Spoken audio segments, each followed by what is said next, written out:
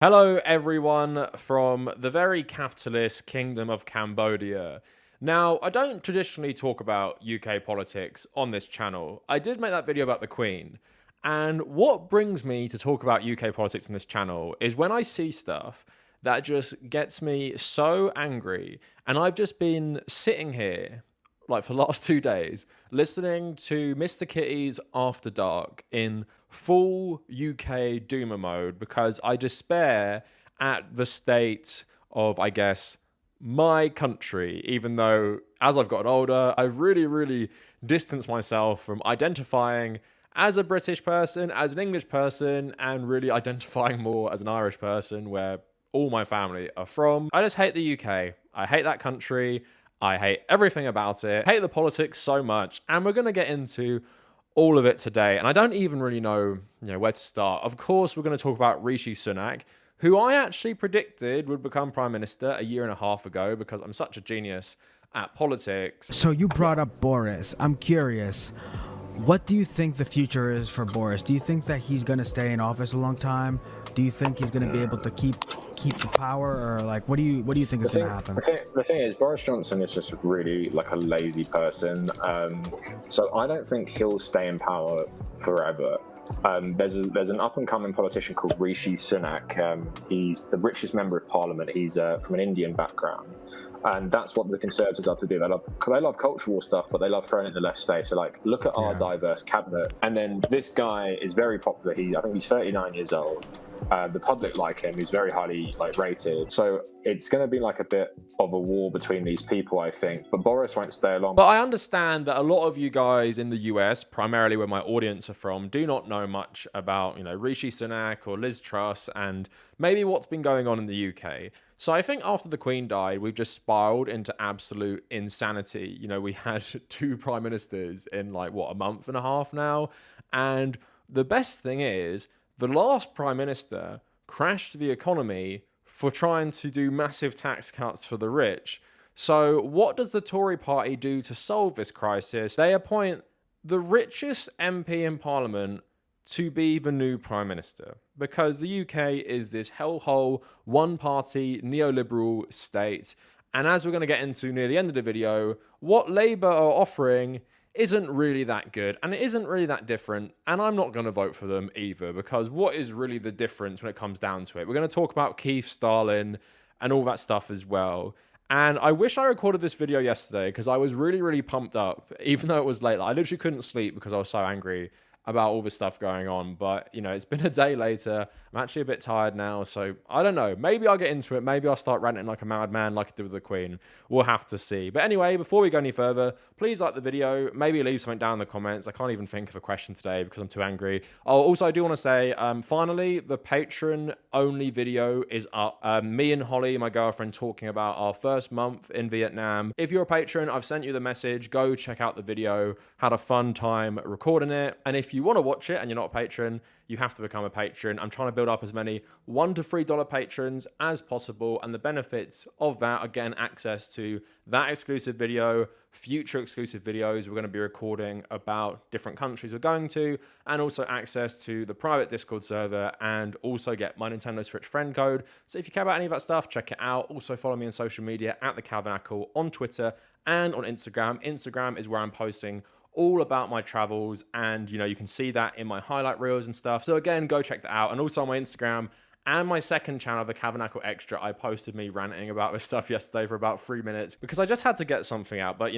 all of that out of the way, let's get into the video. So the context for all of this is what has been happening in the UK recently. I'm going to give maybe a shortened version because I can't really be bothered to get into it in detail. Do you guys really care? Basically, Boris Johnson was forced to resign by his own party a couple of months back. And basically, the straw that broke the camel's back was he knowingly appointed another MP to a high position in the government, knowing that this guy was a sex pest and this guy had a massive reputation, had been dealt with by the party for being a sex pest. Boris Johnson knew, and that is the excuse they said to get him out of power. But honestly, there was so much stuff to do with him, so scandal-ridden. And he could have actually been Prime Minister again if they allowed the leadership election to go to the membership because he is the most popular with the Tory Party members, but they didn't let that happen.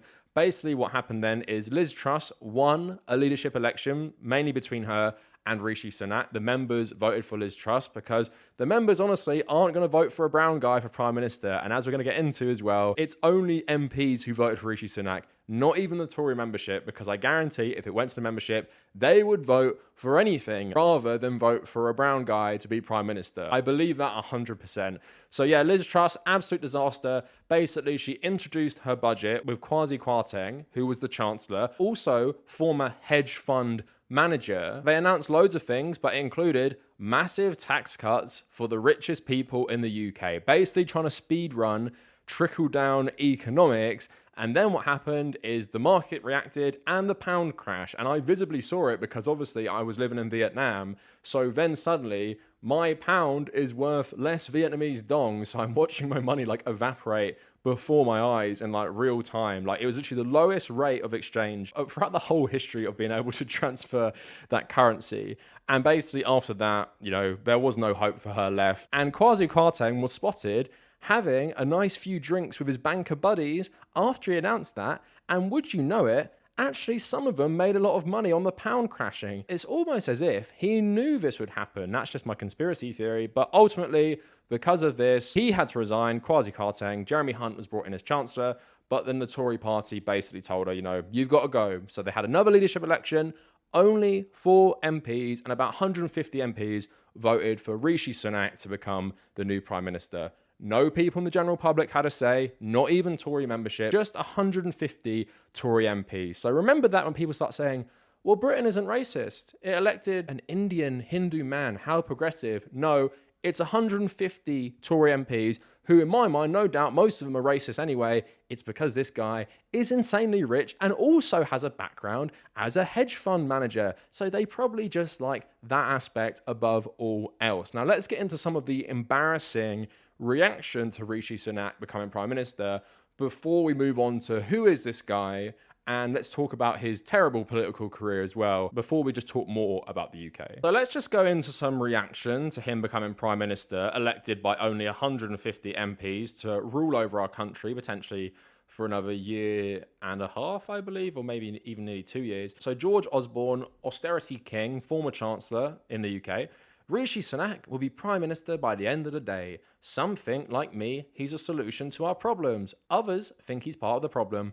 But whatever your politics, let's all celebrate the first British Asian becoming PM and be proud of our country where this can happen. Again, it's only 150 Tory MPs who chose this guy, and most of them chose him because he's insanely wealthy. He's also probably the richest PM we have ever had. Isn't that lovely? Maybe mention that a bit more, because whatever my politics, he's the Prime Minister. So I'm going to judge him based on his politics, not the colour of his skin or his religious background. So here's more people. Sunak tone spot on, talked about compassion in his decisions. We haven't heard that word for a long time. And bold enough to say he was there to clean up Truss's mistakes. No hiding from that. Again, client journalism, this is the UK press. And I'm convinced by this, and I'm convinced by the Queen's death, the UK press are worse than the US press. And that is a really, really low bar, but they are worse. You have people like this, Sunak talking about compassion.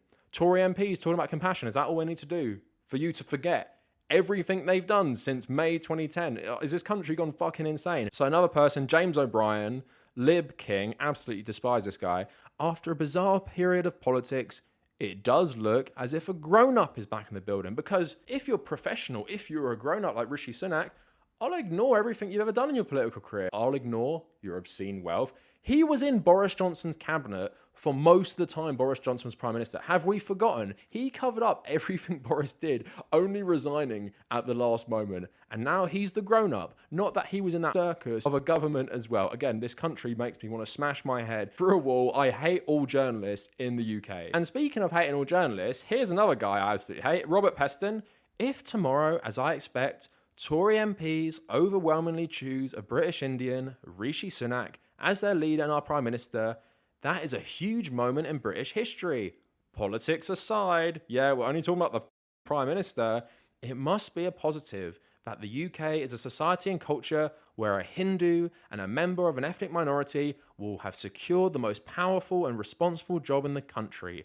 This is not to argue there is perfect or even a half-decent equality of opportunity in the UK. Sunak came from an aspirational middle-class background and a leading fee-paying school, but some of the racial, ethnic and religious prejudice that has been a bar to individual advancement has gone, and that in the UK, in a UK of widening economic inequalities, should be a source of comfort. I am so comforted the richest MP in Parliament is now the Prime Minister because he's an Indian Hindu. Aren't you guys comforted by that? I'm sure he understands all our problems. Not that he has been seen on camera bragging about taking money from deprived areas and giving them to rich areas. I'm so comforted he's the Prime Minister. We're going to have to address this point, right? Is him becoming Prime Minister a good sign of how progressive the UK is? And politics aside, should we be happy he's the Prime Minister? Of course, we shouldn't be happy. Like I said, just 150 people made him Prime Minister. So to 150 people, the colour of his skin, his religion didn't matter. And the fact that he's insanely wealthy, I think, probably helped a lot of them not really care about that stuff. And our understanding of racism is so bad. We think that because 150 Tory MPs accept Rishi Sunak, maybe they're mates with him and stuff like that, apparently they're all non-racist as well. It's a pretty ridiculous statement. And also that Robert Peston guy, right? He's saying Rishi Sunak is middle class. Rishi Sunak went to a school that cost £46,000 a year. How is that middle class? Like, can someone tell me? Like, I could nowhere near afford that if I paid the entire salary I make off YouTube before tax. After tax, that's like double what I make doing YouTube. Apparently, that's middle class in the UK. I'm from a middle class background, like an actual middle class background. My dad could never afford that, right? There's 4 of us. None of us went to private school. We went to public school. My dad could never, ever afford that. Not £46,000 a year to send this guy to school. And yeah, I totally agree. People from, minority groups in the UK, they will face certain challenges. Like, for example, it would be harder for this guy to become a Tory MP. I'm convinced this guy would not become Prime Minister if they did this leadership election with the members. So yeah, I admit, for people of colour in the UK, there are barriers to becoming, MPs, whatever, right? I admit that. I also don't think 150 Tory MPs putting this guy in power reflects the overall attitude of the UK, because it wasn't a general election. It wasn't even a proper leadership election. Again, 150 Tory MPs put this guy in. So yes, I am not celebrating it as a moment for racial equality in the UK. I frankly don't give a shit, because this guy is insanely wealthy. He looks out for his class interest, like all of the Tory parties. And again, they crashed the economy because they tried to do massive tax cuts for the rich, and then they replaced the Prime Minister with the richest member of Parliament. That is the fucking circus we live in the UK. This neoliberal one-party state. The Tories have been in power since 2010. I was 14 when they got into coalition with the Lib Dems. I'm going to be 27 in less than a month. They've been in power the whole time, and the only thing they've done is make everybody's life worse unless you're wealthy, right? And that is the reality of the UK, and probably the richest PM ever.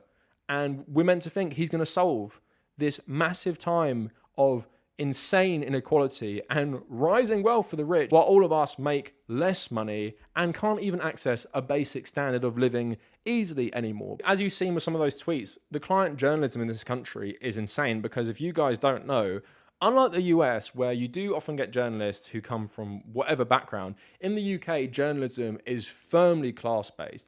Rishi Sunak, Boris Johnson, all these people have best friends who run newspapers, best friends in TV. I think Rishi Sunak's best man is a prominent political journalist and stuff. Boris Johnson has so many contacts in journalism. The Tories basically own the papers apart from The Guardian. I know American TV is garbage, but at least you do have some channels, we used to anyway, that oppose one side of the political spectrum. But in this country, it's yeah, if you're wealthy, you'll get the backing of the press. But now, you guys might not know who Rishi Sunak is, despite me talking about his wealth and stuff. So I thought it'd be good to go into the various scandals around his wealth and also his political career. Because if you're from the UK, you remember something called Eat Out to Help Out. Now, this was Rishi Sunak's bright idea in, I think, was it June 2020, during the pandemic, of the government would subsidize like half your bill at a restaurant on like a Wednesday afternoon or some shit. It was like specific days to help the economy, right?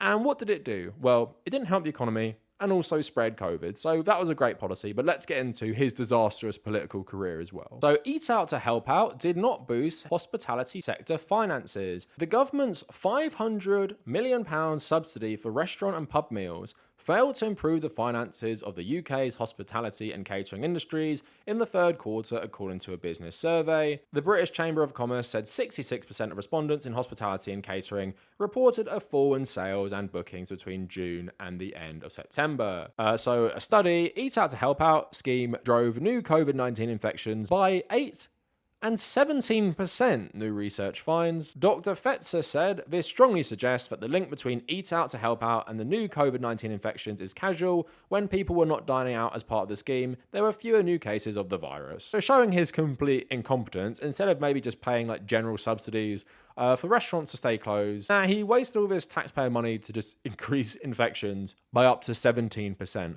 What a genius this guy is. But again, he's been in a lot of scandals because of his wealth.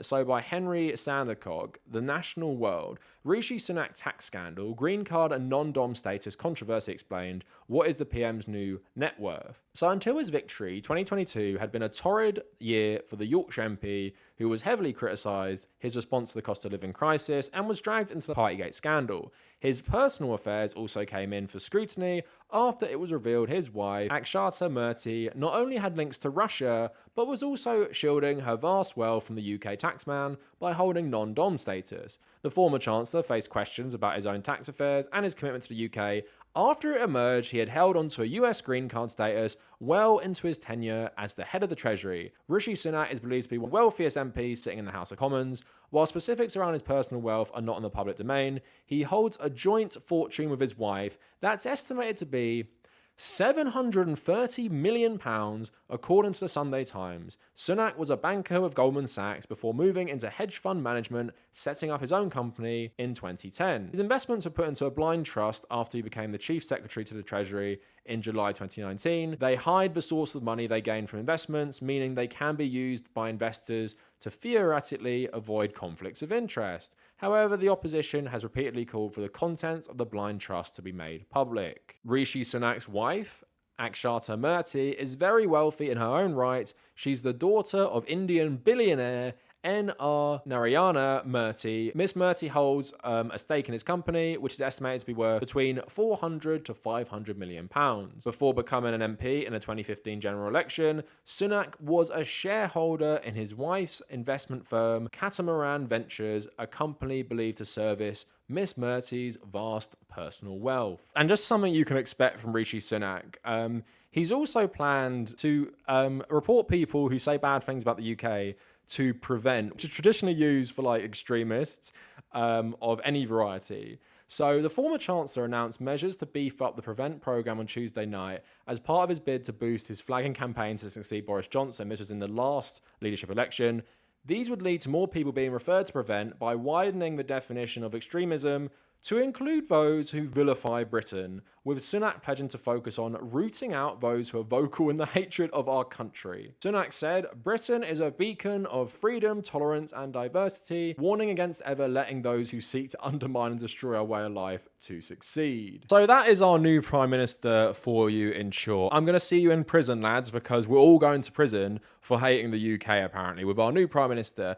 And, you know, this guy is such a patriot that he has like a US green card. But I'm starting to think the reason he is such a patriot, actually, and says that we can't say bad things about the UK is because they allow him to make so much money, where he can have like £730 million in an account with his wife, while she also has shares in her billionaire dad's company, because this is the people ruling the UK right now. And all these horrible policies he's had already. And he's been part of these disgusting government, and he's also extremely xenophobic anti-refugee government, and he has put in someone who was recently fired for breaking the ministerial code, who says it's their dream to send refugees to Rwandan prison facilities. So the UK is an absolute joke right now, and it's pretty clear the Tory Party, in my mind, might be like a dead man walking, because I can't see them lasting or winning the next election unless they do something big. And it's pretty clear Rishi Sunak is just going to be more of the same, perhaps to a more extreme degree, because we've never had someone who's as wealthy as him, apart from maybe like hundreds of years ago when you had these people owning like vast amounts of land, perhaps, or also a hedge fund manager, because we all love people who make their living gambling millions of pounds on the stock market and various other things, just like Kwasi Kwarteng did. Look how well that worked out. So yeah, our country is ruled by bankers and hedge fund managers. And these are the people who are meant to solve a cost of living crisis, which is absolutely insane. And seeing the press talk about his background and talk about him being, you know, an adult in the room, the adult in the room, so professional. Has everyone lost their minds? Do they seriously think this guy is going to be looking out for working class people? Bills in the UK right now are absolutely insane. Mortgage rates, all these things, which were trashed by the recent Tory government. This guy is meant to fix it. Come on. The right-wing loving identity politics when it suits them always makes me laugh. It's not a good thing if someone from a minority background becomes prime minister if he was chosen by 150 people. Maybe if he was elected by the general public, you could make some sort of statement about British society. But the richest member of parliament being put in power by 150 of his rich mates is not saying something about the progressive attitudes of the UK populace. And, you know, in this time of crisis where we have this extreme capitalist government, wouldn't you think the alternative might be a bit different? Well, I'm sad to say that the Labour Party don't offer an alternative. In fact, flag shagger Keith Stalin has actually felt all working class people are idiots, and the way you get them to vote for you is be patriotic and make speeches in front of like 2 Union Jack flags, because that is how they feel about working class people. These upper middle class lawyers who drive their Range Rovers around London. People in the comments who are watching this and are going to say, well, he has to do that. Keir Starmer, he has to act like the Tories to win an election, and then he's going to magically turn into Jeremy Corbyn and enact all these great socialist policies. Please give me a break. Have you guys not been paying attention to what has been happening in the Labour Party, where they've purged all the left-wing members from positions of power in local elections, purged left-wing members? Keith himself has chosen people to stand in different seats who aren't even from those communities. He's welcomed in a former Tory MP while kicking Jeremy Corbyn out of the party, right? They want me to vote for this guy. Fuck off. I'm never voting for Labour under Keith Stalin. And also, he's not giving me any reason politically anyway, policy-wise. He's not saying anything because he ran on a fairly, centre-left platform, and he's gone back on all his promises. He won't even let the MPs in the party, who are from the socialist wing, stand with striking workers, apparently, because, the Socialist Party can't do that. The party founded by a trade unionist, Keir Hardie, which Keith Stalin takes his name from, those MPs cannot stand with striking workers. Again, Joe Biden talks about unions, right? He's way more right-wing traditionally than the Labour Party. He talks about unions. He talks about workers' rights. It might be all bullshit, but he says it. Keith Stalin won't do that because he is funded by the same people who fund the Tory Party. Recently, a Tory donor came out and said he's going to switch his funding to the Labour Party. What an indictment of the Labour Party. And also recently, Al Jazeera ran a documentary called The Labour Files, which exposed how the right in the party had weaponised charges of anti-Semitism against the left. And then it was discovered people they paid massive sums of money in compensation to actually lied about the abuse they suffered, and very, very innocent people also delete their Twitter accounts when documentaries exposing them come out and stuff. And they asked Labour MPs, will you talk about the Labour Files? And all of them say no. Someone called into LBC today and started talking about the Labour Files, and they cut them off because apparently the Labour Files doesn't exist. And what the Labour Files also did was expose the rampant racism against black people in the Labour Party itself. Black and Muslim people, black and Muslim MPs specifically. The Labour Party doesn't care because apparently now it feels like all working class people are bigots and racist. You have to act like bigots and racists to get them to vote for you, because that is how little these people actually think of working class people. They think you are all racist flag shaggers, and that's how they appeal to you. Not appeal to you by trying to make your material conditions better, not appeal to you by standing with you while you strike against your greedy capitalist bosses. They think you just want to fin Union Jack and someone to talk about how refugees are the problem. In case it wasn't obvious, I actively despise Keir Starmer. And people always say, you know, with Joe Biden as well, but with him, it's like, well, if you don't vote for Labour, don't you like the Tories, right? Like, you don't want the Tories out that bad if you're not going to vote for Keir Starmer. And I will say to that is, a guy who purges people like me from his own political party, a guy who acts like a Tory and speaks like a Tory, a guy who is backed by the same people as the Tories, a guy who pushes anti-refugee rhetoric and talks about austerity policies he's going to bring in and stuff, who backs down on nationalising, who backs away from unions, who literally fund and founded that political party, and he's named after the founder of his party. Imagine Keir Hardie turning in his grave right now, watching what Keir Starmer, Keith Starling does to this party. Now, this might be my favourite article ever on Gawker. I absolutely love this. And when I first read it, I could not stop laughing. But also, it's written in such a great way. But it's so true. And it's called, I Hate Keir Starmer. And I want to read it for you today because it just sums it all up. Like, it's such a great article. So, I hate Keir Starmer, the leader of the UK Labour Party. I hate him in a way that's hard to describe because there are so many aspects to my hatred of him. I hate all of him, but I hate each aspect of him individually in its own precise way. So again, this is so accurate, so I'm gonna this article is just so fucking good. I hate him aesthetically. I hate his fussy little too perfect haircut.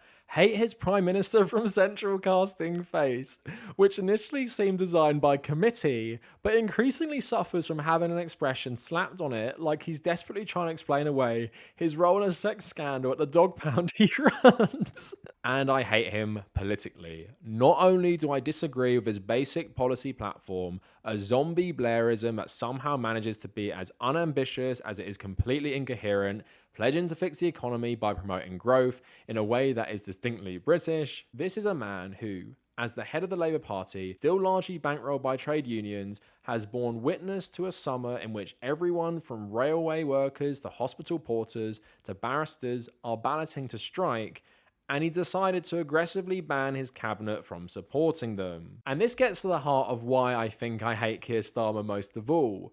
I hate him because my hatred of him feels so futile. I hate him because I can't do anything about him. Sir Keir Starmer is here. He is a fact. He has been imposed on me whether I like it or not, and he will not go away until he loses the next general election. Well, this article was actually written a fair few months ago, so it looks pretty certain that Labour, if an election was called right now, would pretty much dominate Parliament, which, you know, for some people is a good thing. Whereas led by this guy, I can't really see it as a good thing. It's just a less bad thing. It's not the Tories. It's not, you know, them being absolutely evil. It's just like a lesser form of evil. And that's why I always laugh when people talk about like capitalism and capitalist democracies, right? The UK is not a democracy. Not even the Tory members had a say on the new Prime Minister. No one in the public has had a say on Liz Truss or Rishi Sunak, apart from only Tory members in the first one. So the general public, outside of the Tory party, have not had a say on the last two prime ministers of this country. Some democracy. Oh, did you know we also have an unelected head of state? People got arrested for protesting the monarchy. I can't believe people have any faith in this system in America or the UK, and you can't see how capitalist interests ruin democracy. Not only do we have a party that blatantly exists just for the rich, but has a revolving door of politics and business, the Tory party, we also have the Labour Party, which is basically for business as well, but also maybe for some middle class people, I guess. In a democracy, you should only have two options that are kind of similar, right? Just like in the US as well.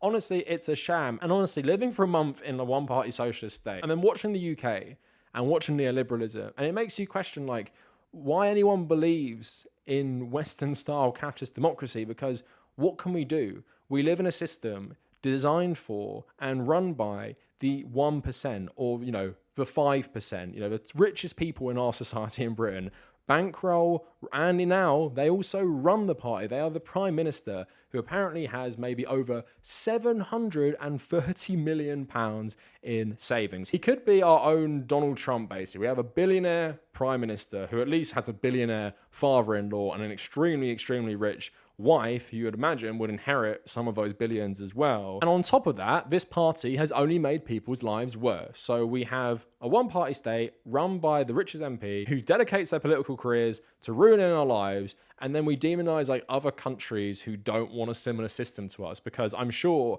everyone in China, Vietnam, and Cuba are so jealous of the choices we have in the UK and the US right now, where our government not only does nothing for us, it actively makes all our lives worse and ruins every measure of growth in terms of public well-being. So democracy is a good thing, but Western understanding of democracy is insanely flawed, because democracy isn't about having two choices for prime minister or the ruling party and having an unelected head of state who gets massive benefits and privilege. It's about people having a say in their government, and that's why socialism is democratic. I know people say, oh, socialism, North Korea, but it's democratic because as workers, you have a say in your economy, you have a say in your rights, you have a say in the society you live in. Under capitalism, we have no say because these systems weren't designed by people like us. They weren't designed by people who wanted everyone to be equal. I know people get fed that BS all the time.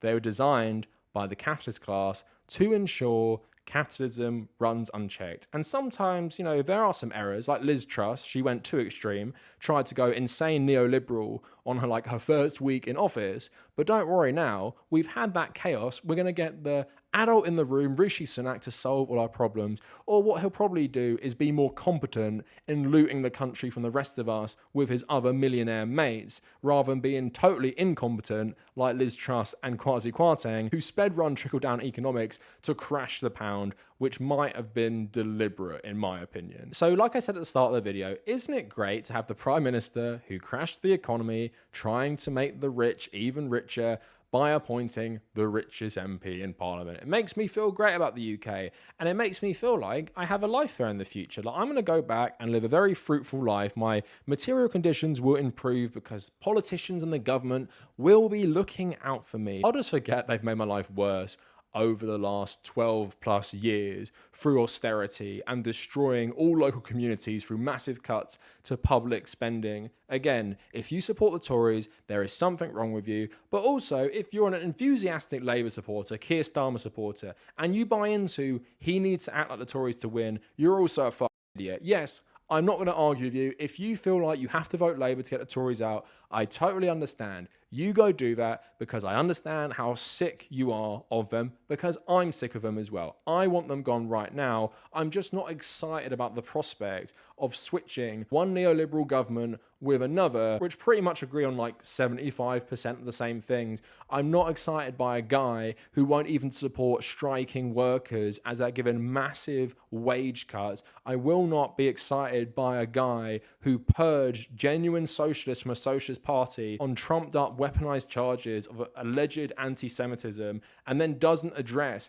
actual racism against black and Muslim women in the party. Keir Starmer can off with Rishi, with King Charles III. I hate the UK. I hate most of the people in England. I hate 90% of the politicians. None of them are looking out for your own interests, apart from some good socialist MPs in the Labour Party. Maybe a few people in the SNP, perhaps one or two in the Lib Dems, the one Green MP, yeah, sure, they care about climate change. The rest of them, they're all in it for themselves and they're all power hungry. And I could have ranted more passionately yesterday because I was really pumped up, but today I'm kind of like resigned to the fact I live in a country, I'm from a country which is going downhill with so many other Western countries, and honestly the UK will be Hungary or Poland in 10 years. It could be Russia in 30 years, and that is a genuine scary reality that we're living in now with these people who only care about rich people. So anyway, let me know what you guys think down in the comments, and if you made it this far, thank you for watching.